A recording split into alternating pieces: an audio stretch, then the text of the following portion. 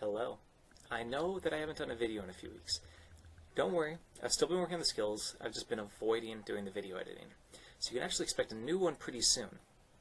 But this week, well, first off, I've written a script, and it says that I am learning to concentrate. Everyone's going to benefit differently from having improved concentration. The reason I wanted to work on concentration this week is that for the last 3 years since I graduated college, has it really been that long? I would find myself online instead of editing a video or writing a paper. And I want to do some really cool things in the future. So I need a little less YouTube and a little more everything else too. So what did I do? I spent the first several days meditating.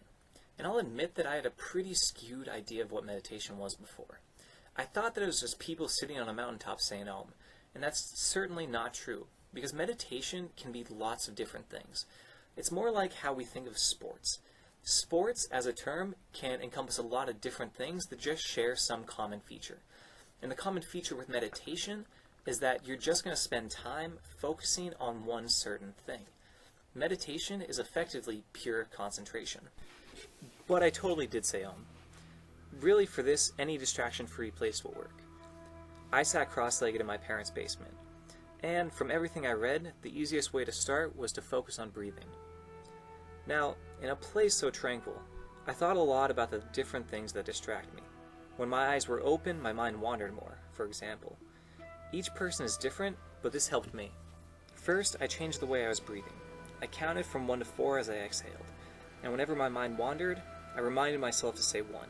I used that number as a kind of reset button that reminded me to reorient my thinking. I also started to make loud, audible exhales as I breathed. Luckily, I was alone. I focused on making my lungs go from full to empty, making that sound as consistent as possible. That gave me something active to focus on. And finally, what is perhaps the coolest thing about meditation was this. My mind inevitably got caught on the thorns of distracting thoughts. It helps to imagine those thoughts as clouds that float above you. Let those cloud thoughts pass over you, and remind yourself that you cannot hold on to the clouds. I was wicked self-conscious about making an entire video of me sitting in my unlit parents' basement, and the toolbox of concentration techniques runs deep.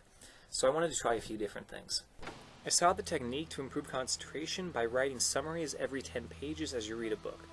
So as I read, I tried that out. This idea might work for novels, but it certainly didn't work for the non-fiction book that I was reading.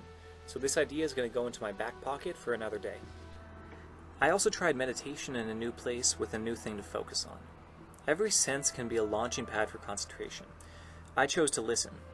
I headed to a bike path along the Yellowstone River, and I concentrated on the sounds of passing trucks on the interstate, grasping onto their engine as soon as it appeared and holding onto that sound for as long as I could until it escaped. Or I ignored those sounds of the highway and tried to pick out the chirps of the birds, placing them in the trees. I started a new job for the last couple of days this week. I didn't have the time, or I chose not to meditate, so I wanted something else that I could practice at work. And I came across this article about Charles Darwin. Darwin could spend days looking at a single animal, turning it over in his mind, constantly asking questions and making comparisons with that animal's environment and other animals. Darwin had an endless curiosity that was the foundation for his concentration. As I sat down at work, I took my watch, and really anything simple will work, and I examined it. I asked questions about its construction, its function, and its history. I compared its colors, its holes, its scrapes, and its wear. It's a watch I've had for years, and for the first time I noticed how the holes were punched in from one direction through its leather straps, or the taper of its end seems awkward as it wrapped around the clasp of the metal. I love that idea.